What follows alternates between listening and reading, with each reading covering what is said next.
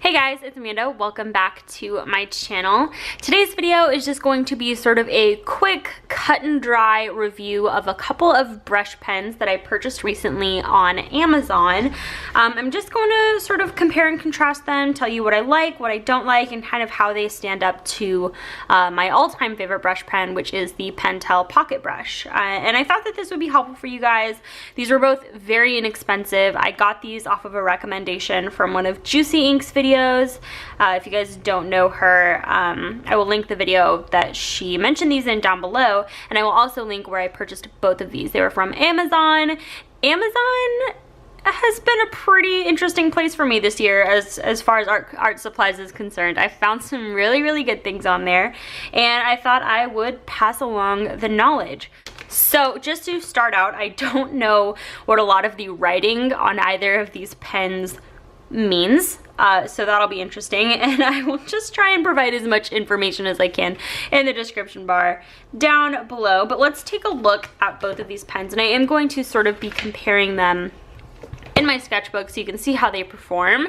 Shout out to Sophia Liu and Holly Brown for the wonderful stickers. I purchased things from their stores and Kickstarters and all of that, so that was how I got those. Okay, so first of all, let's talk about my history with brush pens and sort of my preference. Pretty much, the Pentel Pocket Brush Pen is one of the first and one of the only brush pens that I continue to use. It retails for around $10 and you do have to refill it, but refilling it, in my opinion, has been a fairly easy feat. It does sort of have these synthetic bristles that make it so that the brush is really flexible. It holds the ink really well, and you can get a lot of control. Well, I shouldn't say a lot of control, but you can get a lot of line variation.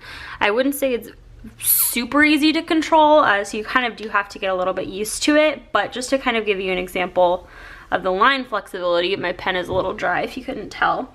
But, oh, it's really dry. I don't know.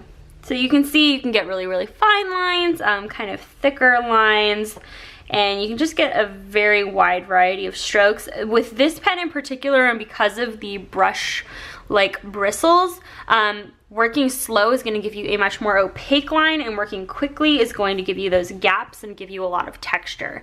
So again, this is the Pentel, oh my gosh, you can't even read that. Okay, you guys get the idea. We're not talking about this pen in this video, so it doesn't really matter, but we are going to be talking about this pen. This is from Tombow. I don't remember the name, but this is basically their calligraphy pen. And let's see what it says. What's cool about this is that it comes with like this little writing guide, which is neat. If you also just need like a little travel straight edge, this would be really helpful as well, but it does come with that, which is kind of nice, I guess. And the name of this pen is not on here, so I will try and write it on the screen, and then again, the Amazon link is down below. But what's different about this brush pen, it is a little bit smaller than the Pentel Pocket Brush, just kind of in the overall circumference of the pen. I guess it is a little bit longer. It's a little bit heavier than the Pentel Pocket Brush, and the biggest difference, as you'll see, is the nib. It's kind of a completely different breed of brush pen. So when you compare the two side by side, the Tombow pen has a much shorter brush tip. I believe it's like a synthetic nib, so it doesn't taper to quite as fine of a point, and it's kind of a lot shorter, a lot less flexibility, but it's actually a really cool pen. I haven't played around with it too much, but so let's see, this is the Tombow. Right off the bat, a lot more control than something like the Pentel Pocket Brush. If you lay it kind of flat on its side and pull, you get a thicker line. That's about as thick as it goes. Like the Pentel Pocket Brush, a slower stroke will be more opaque. A quicker stroke will have sort of these breaks in it. And that's about the fineness that you can get. And it is kind of very easy to get consistent variations in the lines, which is something that I enjoy a lot. However, the brush-like effect is not as drastic. You can see it will go from thicker to thinner and taper sort of as you pick up your hand, which is the really nice part about brush pens. It's just not as extreme of a result as the Pentel Pocket Brush, but I actually do really enjoy this pen a lot, and if you were just getting into brush pens, I think this would be a really good place to start because it is very easy to control. My one complaint with this pen and sort of what I've used it for thus far is that I do find that the ink sort of, it can take kind of a long time to dry, and I think the first instance that I used it, which was actually in this sketchbook I can show you, it was when I was kind of concepting out a design for my Frida Kahlo piece, and on this page, which sort of ended up becoming the full illustration, the ink took a really long time to dry. It sort of pooled up in several places, and it took quite a while to dry. So unlike the Pentel Pocket Brush, which dries relatively quickly, I just find that this took a minute, and we can actually test if it is water resistant as well, because I have some water here from some painting I was doing earlier. So let's try that. So we have some water. Let's do a little water test. So it doesn't appear to be, is it? The very like surface level of the ink might be kind of pooling up a little bit. Let's see, let's do a kind of a more consistent. Let's put down quite a bit of ink, like so, and you'll be able to see just from the get-go, there's a little bit of ink smudging right off the bat, like it just doesn't dry instantaneously. And as I'm kind of brushing water over it, it does appear like some of the ink is sort of picking up, which if you are a watercolor artist and you're doing kind of heavy washes, this is not something that you would want. We can test if it's Copic proof as well, just because I know that's something that you guys are going to be interested in. Sorry, this is sort of like a by the seat of my pants review. I know it's not very well thought out, but I got these in the mail and I thought you guys would enjoy seeing it in the video. So let's test it with, see, I don't want a super dark color, that way we can see if there's any smudging. So again, this does kind of seem to have set into the paper. Now we're going to take Copic marker. This is B91. So this doesn't appear to smudge. And I'm even kind of layering that on pretty thick.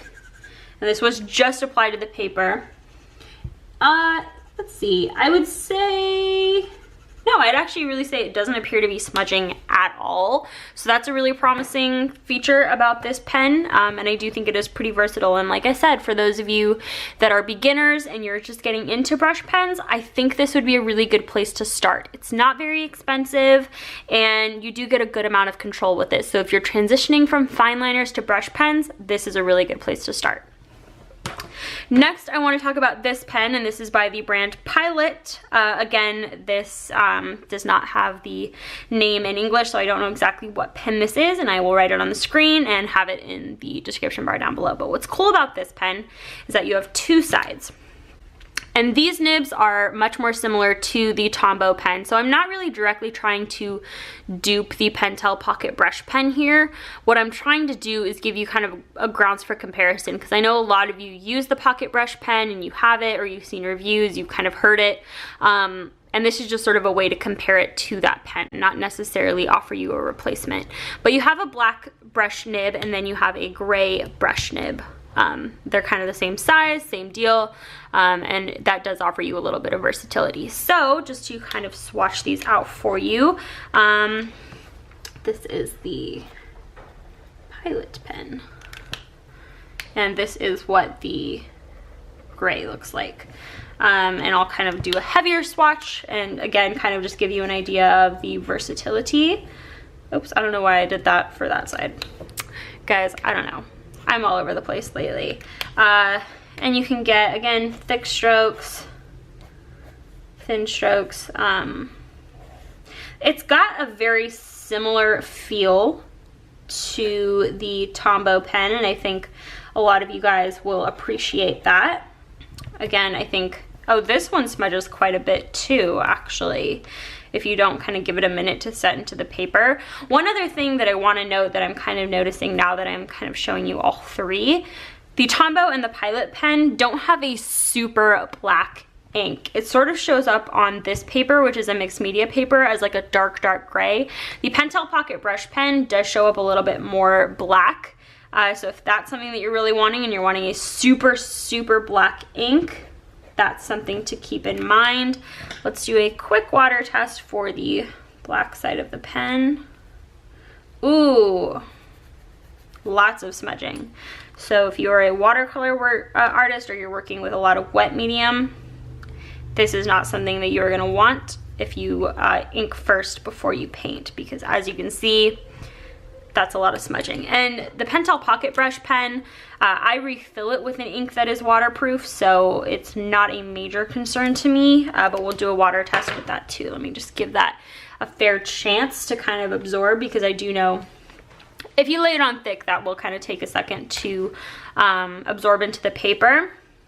And like I mentioned to you guys, the gray side is very similar, and it's sort of an instance of like you can layer over the gray and make it a little bit darker. So if I just do something like this, that's sort of your first layer of intensity, and you can kind of layer it again and layer it again, and it'll get slightly darker, not significantly. But I do like that you can kind of use these in variation. So if you were doing something, for example, like lettering, you could have something where you have the letter, and then you could sort of easily have a 2-in-1 pen that lets you do sort of drop shadow effects, which I think is really neat, actually. And I like the versatility of the two colors in one. I think that that's a really neat thing to offer. So let's do some more swatches and test if this is Copic proof. And really quickly, I want to just show you the Pentel Pocket Brush. There's really, I mean, I'm scrubbing this pretty hard and it kind of seems like it's washing away some of the ink, but the integrity of the lines that you put down stays for the most part the same. It's just a little bit washed away. So I guess these brush pens are all not entirely waterproof, but I think the longer that you leave the Pentel Pocket Brush to dry, the better it kind of holds up. This was really only giving it, what, like 30 seconds or so. And as we've kind of seen, these, at least when you put it down right away, I think the Pilot pen is the least water resistant, and that kind of goes for both sides. Although with the gray, you're not really going to see it as much because it's a lighter color in general.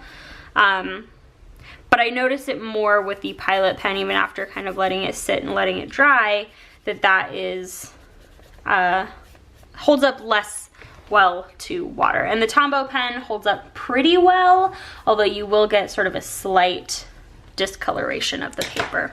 Let's test the Copic marker really quick, because that is something that is important to me. I am noticing a little bit of smudging, more so than the Tombow pen. Nothing major, but if you layer up your markers a lot, like I tend to do, that is definitely gonna be something you want to think about. And just to give you an example with the Pentel Pocket Brush Pen, I tend not to use this with Copic marker because, as you can see, I find that it actually smudges quite a bit. So that is something I am very wary of. And basically, if you do watercolor work or marker work, put your color down first, then ink. That would be my advice to you, and sort of just my history with brush pens in general. So that is pretty much all I have for you guys today. If you are looking for some inexpensive brush pens, I think these are great options. One downside that I can kind of see right off the bat, at least for me, is that these don't seem very easy to refill. The Pentel Pocket Brush Pen is very easy to refill because I just have to kind of screw off the back end of the pen and fill this little cartridge here, which you can see very empty. Oh my god, I'm surprised it was even able to put down as much ink as it did. But I can just take my little ink refill bottle, which I did a whole video about this, so if you guys want to check that out, you can. But I have my Dr. P.H. Martin's Bombay India ink that I could just drop into this right here. It's super, super easy and really cost effective in that way because I can refill it on my own. These, I could see that being an issue because obviously this is a 2-in-1 pen, so I couldn't even really think of a replacement for the gray side. And there's also no way to really open up the pen and refill it. So the lifespan of this pen would be relatively short in that regard because once the ink runs out, that's it. And you only get half the amount of ink for each side of the pen. So if you use the black side more, you're gonna run out of the black side before you run out of the gray side, or vice versa. And that could be an issue, but it is a cool looking pen because you can see the ink inside and how it's kind of divided in half. This one, kind of same thing. There's no real way to like open it up. So once it's out of ink, it's out. But for those of you, like I kind of keep mentioning, if you were just getting into brush pens, this is a great place to start because it's not a huge commitment. You're not spending the 10 bucks that you would spend on the Pentel Pocket brush pen and then risk not liking it. This is something you could try easily, and if you like it, then you know that brush pens are something you might want to get more into, and you can explore more expensive options from there. But these were both like under 5 bucks, which is why I think they're a really, really great starting point.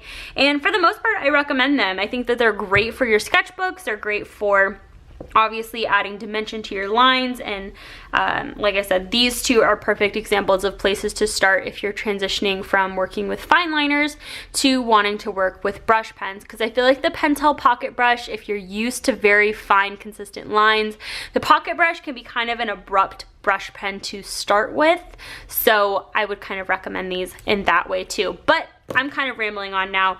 I don't know if this was incredibly helpful for you. I'm trying to make a more straightforward, direct kind of review and get better about that for my channel, because most of my reviews end up being 30 minutes long, and I didn't want to subject you guys to that just for 2 measly brush pens. So if you liked this video and you found it helpful, give it a thumbs up. If you didn't find it helpful, please feel free to tell me what I could do better. And I have a lot more fun art supply reviews coming to my channel very, very soon, so subscribe and stay tuned, and I will see you guys next time. Bye!